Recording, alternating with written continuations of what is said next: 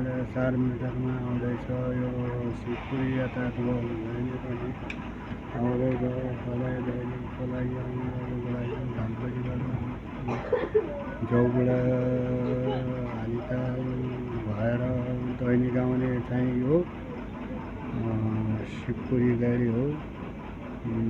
बिहान हिजो चाहिँ तपाईँको 10 बजे जान्छ, फेरि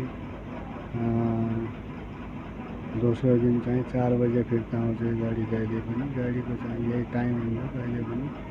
पहिलाका भन्दा गाडी धेरै गाडीहरू कम भइसक्यो, अहिले त्यति गाडी छैनन्। पहिला धेरै गाडी हुन्थ्यो, अहिले चाहिँ गाडी पुरा त्यो इभी भन्ने सानो गाडी आइसक्यो। पहिला जस्तो गाडी छैनन्। पहिला धेरै गाडी हुन्थ्यो, ठुल्ठुला बस थियो, अहिले चाहिँ छैनन्। पहिलाको भन्दा धेरै ठुलो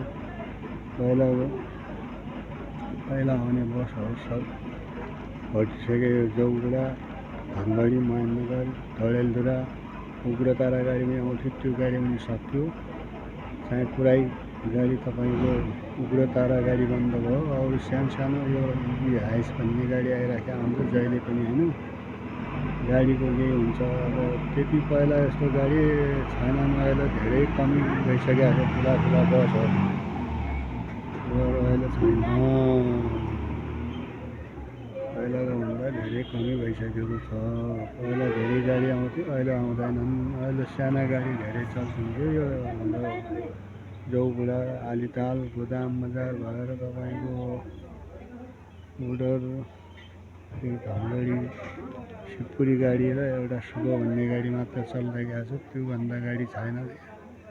गाडीको कामै छैन। ठुलो गाडी खै किन भयो, अब मान्छे पब्लिन पाउनाले हो कि त्यस्तै भएको हुनाले गाडी छैनन्।